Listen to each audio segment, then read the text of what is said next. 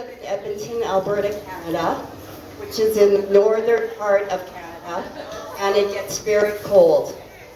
This winter, we have had temperatures as cold as minus 50 degrees Celsius.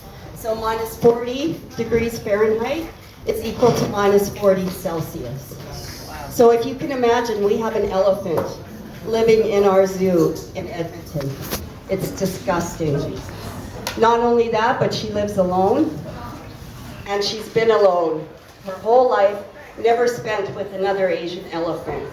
She did spend a little time with an African elephant, but typically, depends on who you ask, but they speak a different language and they behave quite differently. So Lucy was captured in Sri Lanka at 2 years of age. She was sold to the Edmonton Valley Zoo that put an order in to pay $10,000 for a female baby elephant. She has been stuck in that hellhole ever since. And I'm not exaggerating when I say hellhole. It's about 2,000 square feet, concrete barn, no windows, and they paint trees on the walls. So I'm convinced Lucy believes she's in the forest. We have been a group since 2015, but I was fighting for Lucy before I formed Lucy's Edmonton Advocates Project. So we go by LEAP for short. I know I'm cutting in and out, so I hope you guys can hear me. I'm kind of loud anyways. Good. So we'd love you to join our Facebook group. Yes. So if you look for in your search bar, Lucy's Edmonton Advocates Project, and you should see us come up, and then you ask to join. But the end of my discussion, one of my colleagues will give you some business cards if you'd like, a business card. And I also have one of these Save Lucy bracelets if you're interested. You're more than welcome to take one. And you know, it prompts some conversation if people ask you what it means. So just briefly, here at Elephant Nature Park, we have been so fortunate that Lek and Derek have lent their support to Lucy. On our YouTube channel, there are videos from Lek and Derek speaking up on behalf of Lucy. Last October, Lek flew all the way from Thailand to Edmonton. In the winter, well, not technically winter, but for her, she sure thought it was winter. We were having a warm spell, and many of us were still wearing shorts, because we kind of do that in Canada. But she was wearing a hat, winter boots, a winter jacket, as we toured her around the city. She tried to go see Lucy at the Valley Zoo, but they recognized her, and they radioed to somebody in the back, "The elephant mother is here." And they stashed Lucy away. So clearly they're ashamed, and they have something to hide by doing that. We have a website. On that website are automated letters, which are super simple. You just click on the link, and all you have to do is add your contact information and hit send. We have one to our city council, one to our provincial ministers, one to our prime minister. So just scroll down a bit and take a look at those and send them off. In our group, from time to time, we will have calls to action.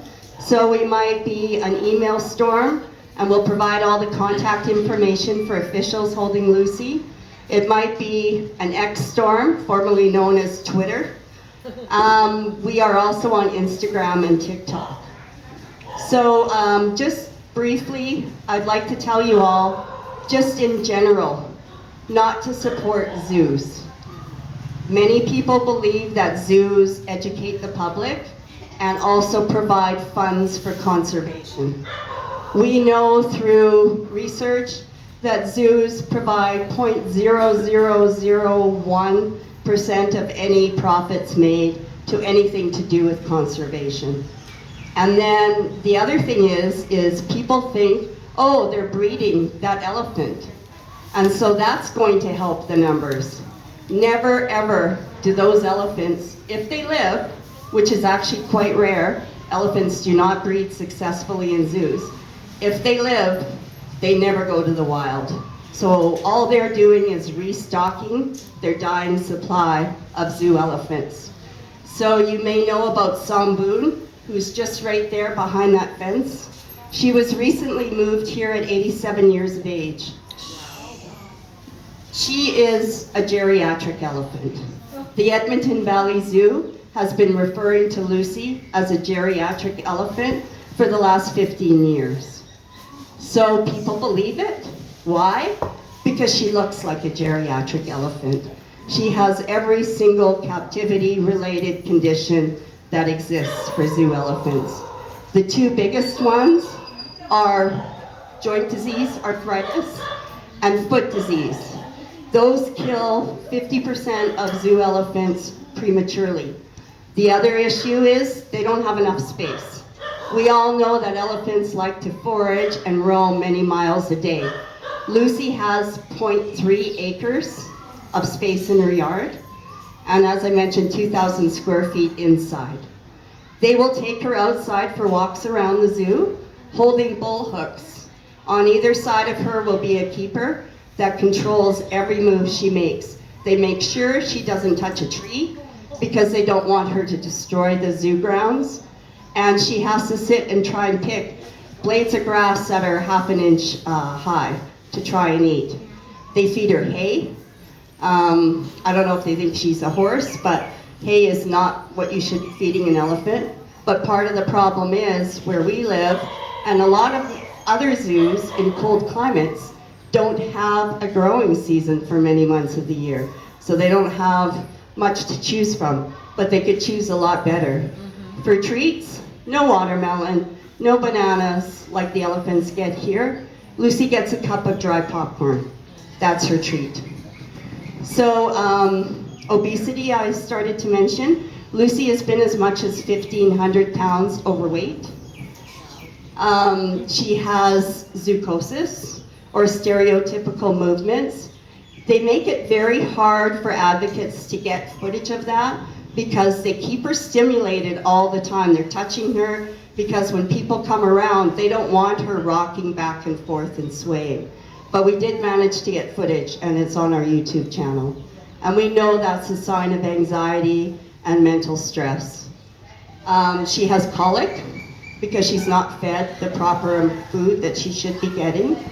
And what's really upsetting to me, who have been asking for her records since 2015, is that I have read continuously in her chart that she is having abdominal pain, where she will stop walking, she'll lay right down on the sidewalk, take her trunk and slap it against her belly, then refuse to eat and want to go lay down.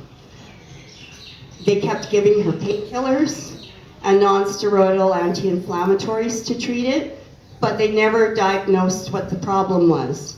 So in 2022, some international experts came to examine Lucy, and all they had to do was a simple ultrasound. A wand across her belly, a 70-pound tumor on her uterus. This is another captivity-related condition because elephants in zoos often don't breed. So the females that have never had a baby are more prone to getting these uterine leiomyomas is what they're called. So I could talk to you for hours about what's wrong with how Lucy lives, but I don't want to take up your time. I just ask you please for your support. Yes. The zoo looks at our page. They see how many members we have. We started with 2, and now we have almost 8,000. So we'd like to see those numbers keep climbing. We also ask that you share our posts on your social media and help get the word out about Lucy. And as I mentioned, there is bracelets. Annette at the back, sitting in the chair behind my husband who's filming, has some bracelets and business cards. Does anyone have any questions? If we go to see her, will we have trouble, or can we just act like normal tourists? Probably you won't. They follow our page, and they've seen us posting a lot of videos from Lek. And they knew about Lek's film screening, because she went on our national news network. they interviewed her about Elephant Mother. And of course, she talked about the valuable work she does here, but she still made a point of bringing up Lucy for CTV Edmonton News.